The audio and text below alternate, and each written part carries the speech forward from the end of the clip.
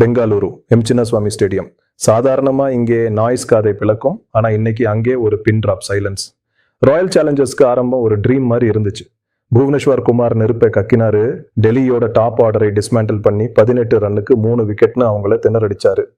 RCB fans கொண்டாட்டத்தை ஆரம்பிச்சிட்டாங்க. இன்னைக்கு நைட் நமக்கு தான் முடிவு பண்ணிட்டாங்க.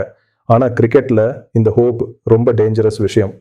கேஎல் ராகுல் மற்றும் ட்ரிஸ்டன் ஸ்டப்ஸ் 2 பேரும் நிதானமா ஆடி ஹாஃப் செஞ்சுரி அடிச்சு ரிகவரி பண்ணாங்க. ஆனா கடைசியில எல்லாம் அந்த ஒரு ஃபைனல் ஓவர்ல வந்து நின்னுச்சு. கடைசி 6 பால்ல 15 ரன் தேவைப்பட்டுச்சு.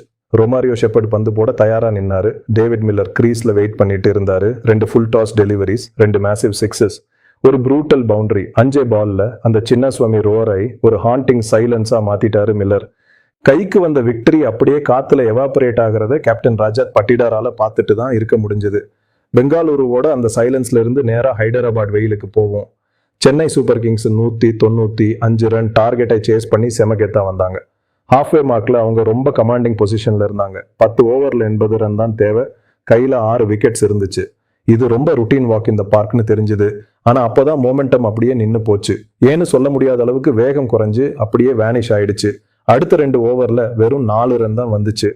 ரூட்டுராஜ் கைக்வாட் அவரோட ஃபார்மை தேடிட்டு இருந்தாரு. இதுல எம்மட்ரிக்கு ஹாம்ஸ்ட்ரிங் இன்ஜுரி ஆனது கிரைசிஸை இன்னும் மோசமாக்கிடுச்சு. அப்புறம் வந்துச்சு அந்த மலிங்கா மேஜிக். இளம் வீரர் யஷன் மலிங்கா பந்தை அவரோட இஷ்டத்துக்கு ரிவர்ஸ் ஸ்விங் பண்ணி எக்ஸ்பீரியன்ஸ்டு சிஎஸ்கே மிடில் ஆர்டரை கதி கலங்க வச்சாரு. 10 ரன் வித்தியாசத்துல டிஃபீட். தொடர்ந்து ஜெயிச்சுட்டு இருந்த வினிங் ஸ்ட்ரீக் ஸ்னாப்ட். ஒரு கமாண்டிங் பொசிஷன் எப்படி கலாப்ஸ் ஆச்சுன்னு புரியாம எல்லோ ஆர்மி தவிச்சு போனாங்க. கடைசியா நாம போறது சிட்டி ஆஃப் ஜாய்க்கு. ஆனா அது ராஜஸ்தான் ராயல்ஸுக்கு ஒரு கிரேவியார்டா மாறிடுச்சு.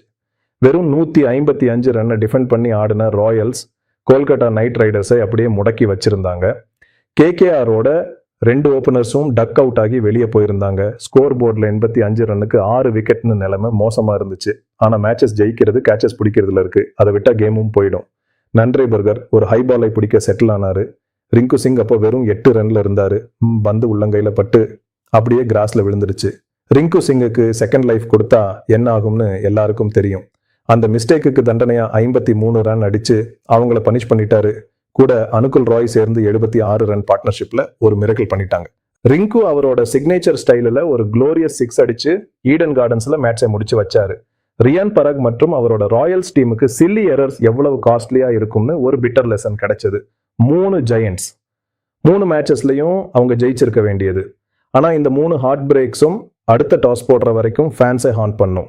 இதுதான் ஐபிஎல் ஃபைனல் பால் போடுற வரைக்கும் இங்கே எதுவுமே சர்டன் கிடையாது.